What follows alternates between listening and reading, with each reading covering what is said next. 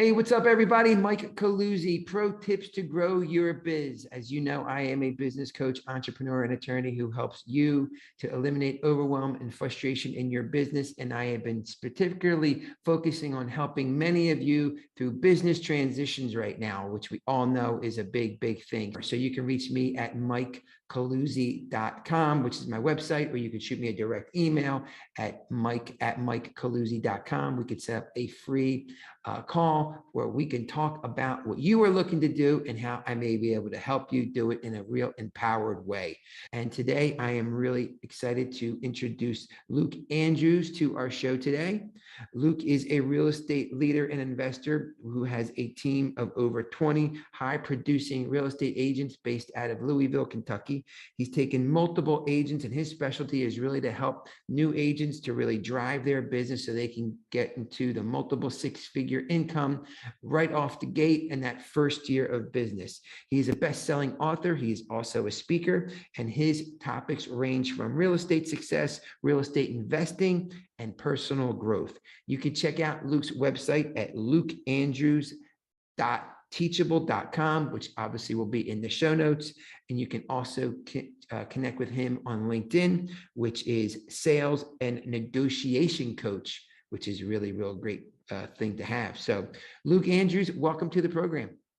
Hey, I'm so excited to be here, Mike. All right. Well, thanks for being here, man. So Luke, a little bit, if you can kind of give everybody a little bit of a background. I always try and do a little bit of homework on who I'm bringing onto the show. And I see that you have a pretty interesting background where, some of your collective experience has been more along the analytical side of things. I know you have your MBA. And I know that there's been about 6 years ago, seemingly you kind of jumped in full 2 feet, full into real estate. Why don't you share a little bit about your journey and what got you here? Sure. So, as you mentioned, my background is in the corporate world. I was in strategic marketing and data analytics for a Fortune 100 company. I did pharmaceutical marketing. And just got really tired of that corporate rat race.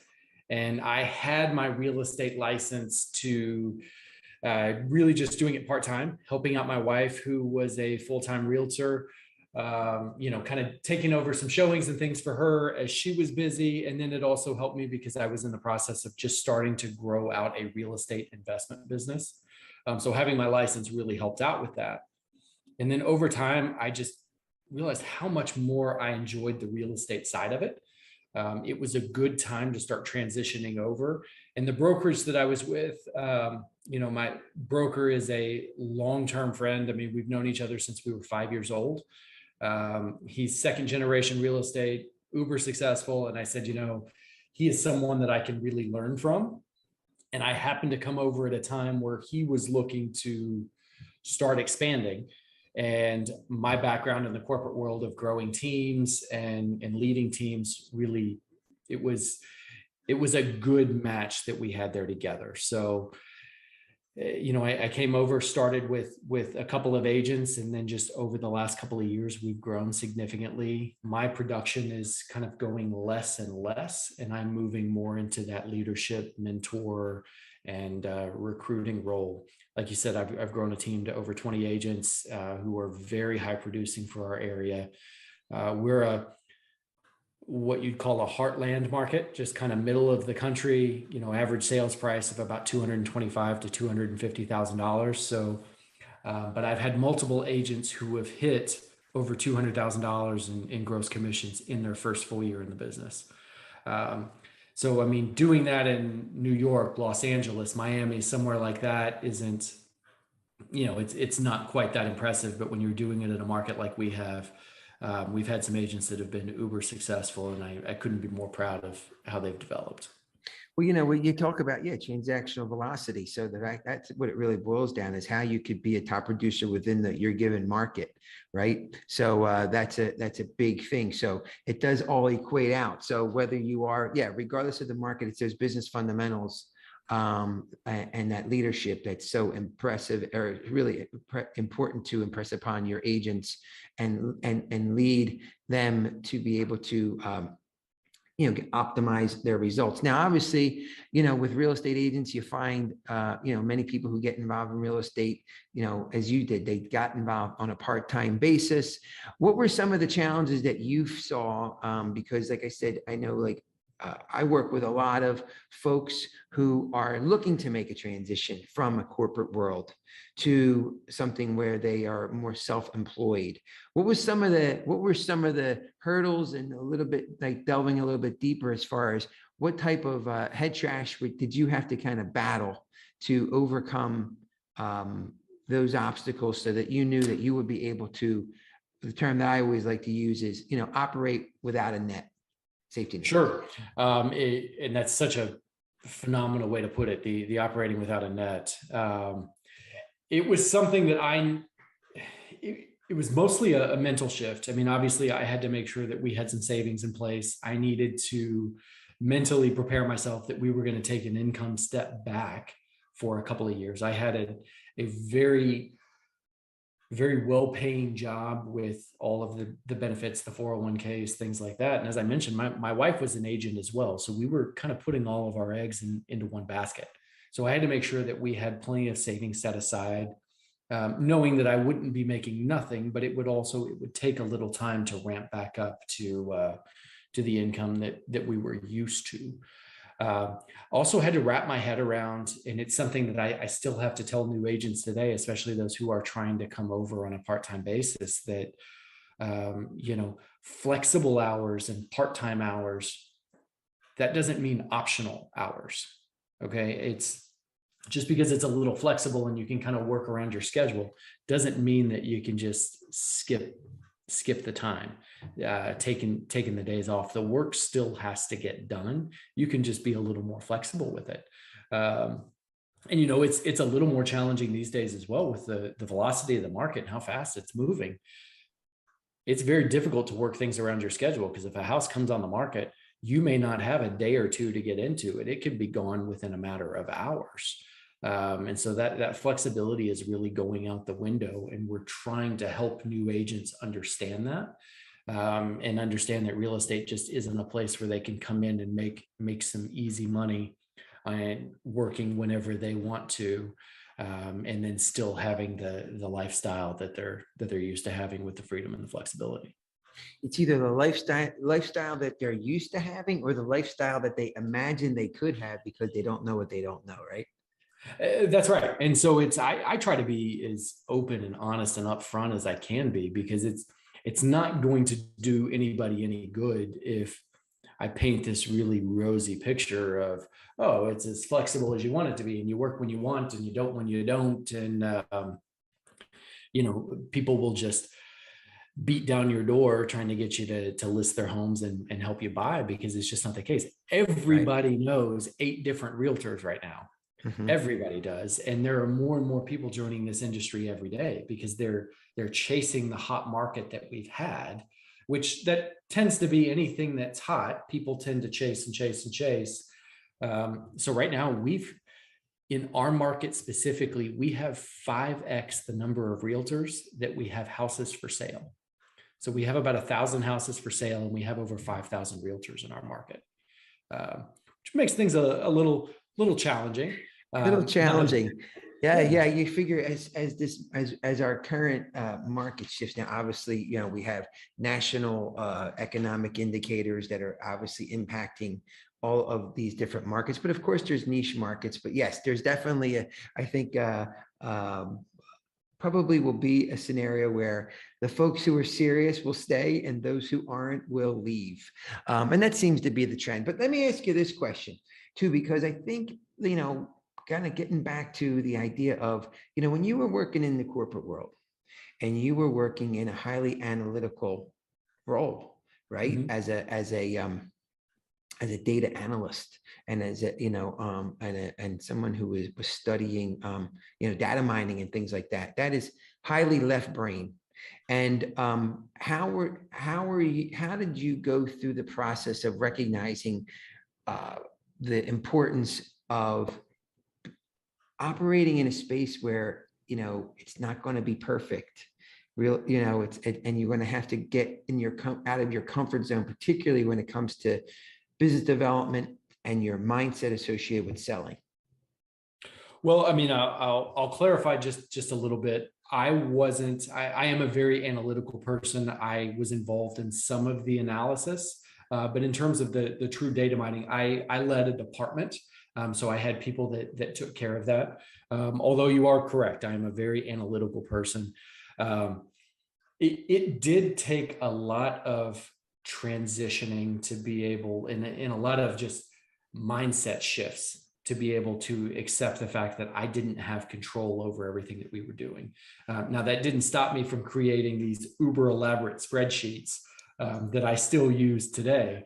And I tried to take that into, I noticed that was a niche for me, and that was something that set me apart and made me a little bit different than the average agent that was out there. So when I went into a listing appointment and I was working with someone to potentially sell their home, as everyone else were kind of focused on, some of that qualitative data, I was really in there heavy in the quantitative data. I came in with a spreadsheet that I had built myself and put together, and just kind of walk them through the numbers to let them know that, hey, I've got folks that can cover that qualitative side of it. But if you've got somebody that really wants to dive in and to know that quantitative piece, that's what you're getting with me. And so I use that as my differentiator, and that was my main selling pitch as I was in there, because like I said, I realized that I was different in that aspect, and I tried to use it to my advantage as much as possible. So that being the case, because I can appreciate that quite a bit. I mean, I'm kind of split right down the middle, analytical, as far as left brain, right brain activity. When you are working with new reps and bringing people onto your team, do you look to bring people on your team who have a similar personality profile than you that you have, so that there's more synergy, or do you kind of serve more as the role where, like, regardless of what their personality type is, you see how they fit into your overall scheme? How does that work? Because I think that obviously you as a leader, you, particularly in a commission sales job, have to be able to relate to the folks whom you are looking to help develop their business. Absolutely. And, in the beginning, there was a lot of, taking the disc profile, which I'm sure you're familiar with, the Tony Robbins disc profile, and trying to find, what does my disc look like, and what do our top agents' discs look like? And then trying to find people that mirror and match that. But what we realized is we were just creating a very small team of clones. And if we wanted to really expand and grow and scale and have this massive impact, we were going to have to look outside of that base. And that has really opened up my eyes to, anybody can do this job. It doesn't matter what your disc profile looks like, or whether you're a high D or a high I. It can be done. There's no bad way to generate a lead, is something that we say, but that also applies to people as well. There's no bad way to do this business. Some people are just more relatable. Some are more analytical and into the numbers. Some rely more heavily on their sphere of influence, while others rely solely on leads or on investors. So I've tried to move away from this one size fits all approach, and I'm really looking for a couple of things. I'm looking for somebody, are they coachable? Do they have a good motor? Because I'm realizing as I get older, as I get more experienced, I just can't teach motor. I can't motivate you if you're not willing to do the work. I can provide you all the tools, and I'll tell them, if you tell me where you want to go in this business, I will build you the roadmap. I will build you the plan. But you're still going to have to be the one that works it. So if I find somebody that's got a good motor and who is coachable, I don't really care what their disc profile looks like. We still have them do the disc, but that's more about so that I can look on the backside and see how they like to be coached and how they like to be communicated with, to make sure that I am as effective as I can be for them, to make them as successful as possible. That's a good, I like that. That's really good, because I know that's a big thing and again, I credit you because there's a lot of different ways to skin the cat when you're talking about real estate market and real estate agents and people who are successful. You do have your folks who are just the total bulldog type, and I mean that as a total compliment to them because Oh yeah. I some of my very close friends have that type of uh, um, really assertive, dominant characteristic where Yeah. they're really money motivated. They're motivated to, to focus in on, what you call the bells and the whistles, the big houses, the big cars, the big watches. And that's phenomenal. Sure. And then you have people who are more on the analytical side. And you remind me of a really good, successful real estate agent that I know who was an attorney who transitioned from legal to real estate and built a really successful team. And I think your approach, and for those people who are listening, having a mentor who has that understanding to be able to adapt, I think makes a lot of sense so that, people can find a home, regardless of if there may be different personality shifts or changes within the leadership. Absolutely. And you brought up an excellent point where we talk about the attorneys that have been successful. And that's one thing that I found is that attorneys and teachers tend to transition very well into the real estate space. And I think it's because they're used to working hard, they're used to putting in the hours. They're generally pretty good at controlling difficult situations and difficult personalities, especially from a teacher perspective. And then they're usually pretty good at taking complex information and being able to simplify it and to make it understandable to the average person. And those are skills and they're not afraid to get up and talk to people. That's one thing that I'm finding is that, especially with some of the younger generation that's coming in, no knock there, but their communication tends to be completely digital. And this business still requires actual phone conversations and face-to-face conversations, and to be able to get up. And if you can master those skills, that communication and that negotiation, from being able to talk on the phone or see somebody face-to-face and not just do it via text, it's going to take you so much further. So on that point, have you noticed, obviously there's classic activity that I think will always be associated with, the real estate transactions, right? As a realtor or as a broker. Have you found that there's been any trends, and since you've been involved, or changes to some of the fundamentals on how business is conducted, as to be an effective real estate agent? I've noticed that things can be done significantly faster. And that's one thing that I'm trying to teach my agents, because we've got a lot of, across the country, realtors tend to be on the, I don't really know if older side, but the average agent in the country is over 50 years old. And so as new agents that are coming in, some of them tend to get intimidated by this agent who, is not afraid to tell you they've been in the business for 30 years, right? Or somebody that's like, hey, I've been in this business 5 years, 6 years. And so these newer agents who are maybe only 12 months in they get very intimidated. But what I tell them is experience in this business, and much like, mortgage or insurance or something like that, it's measured in transactions. It's not measured in years. So the average agent in our market, for instance, does 4 transactions a year. So the average agent who's been in for 5 years has only done 20 transactions. Whereas I've got an agent who is 1 year in the business who did 25 in her first year.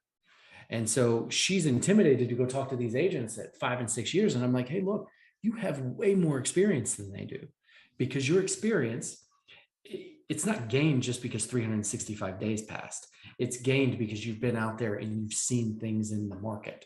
So experience is measured in transactions, not in years. And that's something that I think is starting to shift. And the more people that I can get out in front of and that I can let them know that, I'm starting to give them additional confidence, which is causing them just to accelerate their success even faster. It's this compound effect that's been really helpful and tremendous. And do you find the new agents who are coming in, is it active? Is it through your active recruitment, or is it through them proactively reaching out to you? What have you found to be the trends in your practice relative to how new people are getting introduced to you to the point of when they actually sign on? So for us, we have made a very solid point to be very active with, the larger real estate sites like Zillow, for instance, on having our team having more five-star reviews than any other team in our city, having more five-star Google reviews than any other team in our city. Because as people, especially the younger, they're doing their research online beforehand, and they're going out and they're finding us and realizing that we're staying at the top. We've got more that are coming to us as opposed to us actively going out and recruiting. So it's been really a good inbound process, but it took us a lot of time and a lot of focus on trying to make sure that we're building up that reputation out in the market, as well as the social media approach, which I'll be the first to tell you I am horrendous at. I've hired a VA who takes care of a lot of my social media for me, because it's just not something that I'm good at. Mhm. That's cool. I mean, because that's the fact that, I mean, to me, I think, yeah, one thing that I tell folks is the familiarity and the requirement to have a working knowledge of social media is absolutely necessary. But that does not mean that that a person has to become now, anchored to their phone and anchored to, the social media output. Because it's tedious. I mean, I know myself. I mean, my wife and I built a network marketing business, where we became, we did very, very well. It kind of was the one that it was the impetus for us to say, hey, we want to create a residual income so we can relocate and live anywhere. So that was like the purposeful intention to which how we built it. And we built it, my wife still is very much involved in it. I stepped away probably about 2018, but like for 5 years, it was heavy duty social media. But I think that there's some trends that are happening now where I think the fundamentals of business are coming back, I think, in a very strong way, that people are looking to work with folks above and beyond. That's not to negate the importance, obviously, of social media. It's absolutely imperative, but to not make it where it has to be an intimidating, all-consuming, process for most folks. Yeah, it has to be one spoke in an entire marketing plan. Like you said earlier, streams of income. It is the exact same thing with the marketing piece. We need to be active on Google and active on Zillow and active on social, Instagram, Facebook, TikTok, all of those things. They're all just little pieces. That's the one thing that we've really done well to try and adapt over the last year or two as the market has really shifted, is to be more involved in more places and not just go all in one particular spot. It's about creating those streams as opposed to the piles. So guys, just if you're just tuning in, again, we are talking to Luke Andrews. He is a real estate leader and investor who's based out of Louisville, Kentucky. He has his own agency based out of there. And I think are you with Remax? Yep. Remax Premier Properties right here in Louisville, Kentucky. And so not only is he obviously an active real estate agent and team leader for himself, but he is also a coach and mentor for folks, particularly who are just looking to really enter into real estate and to be able to create a six-figure income as quickly as possible in that business. So you could find him on his website at lukeandrews.teachable.com, where he does offer some courses that will help you. So, why don't we touch upon that a little bit, Luke? As we kind of start to wrap things up a little bit about what the impetus was regarding your coursework, and what a person who be interested in taking that coursework, what they can expect. Sure. I mean, for me, the courses were all about scale and impact. How could I reach more people? As of right now, just leading people in Louisville, I mean, things are great, but I want to have a larger, more global impact. And so I started creating courses with some things that I knew. I started taking some of my agents who were very successful, and I took some of the common questions that I had and the things that I was teaching and that they were learning, and I put those into courses and had them sent out. So that the two primary courses that I have, I've got one that is all about negotiation and communication and trying to break that down into, very simple steps that can be used in any scenario. Uh, and then the other is very, very real estate specific, and it's all about a new agent's blueprint. So whether you're a brand new agent or whether you are, an agent who's been in the business 5 or 6 years but feel like you need a reset, it gives you an opportunity. Try to make it as simple as possible, but here are the three primary things that I'm teaching my agents right now who are helping them, within their first full year in the business, make over $200,000 in GCI, um, which is just, it's almost unheard of. But I try to lay that out in a very simple way. But it's, like I said, it's the things that we're doing that are successful that aren't necessarily market specific. These are industry specific. And are these courses are recorded? Are they live? How does it work so people can get an understanding on what to They're all expect? recorded because I want people to be able to go through and kind of do them at their own pace and at their own time. They're not very long. They're only, on the short side, they're running about an hour and 15 minutes, and on the long side, an hour and a half to an hour and 45 minutes. I mean, just because I know as an agent and having agents that I mentor, we tend to get distracted very, very easily. And so if I put a 6-hour course out there, it's going to be difficult to follow. But what I can tell you is those who have gone through and have actually followed it have increased their business significantly. Outstanding. So what would be, if someone wanted to have some direct questions about the program or things like that, to get in touch with you, what's your email, which we can share with folks? Sure. You can email me directly at luke@lukeandrews.us. Very, very simple there, or you can find me on Instagram, Luke Andrews RE. So the RE for real estate. You can reach out and DM there, but the email I manage directly. So it's not like you're going through a VA or anything like that. You can email me directly with any questions. And if they do go on to Teachable, if they want to go through, I'm going to have my VA create a coupon code here for your folks. If they put in the code Mike for your show, tell you what, I'll do 70% off for them. There you go, guys. So I'm going to have my VA. I'll send her a message after this, and I'll have her go ahead and create that coupon code. So if they use the code Mike on Teachable, it's going to give them 70% off anything that they want on there. That's fantastic. Well, that's awesome.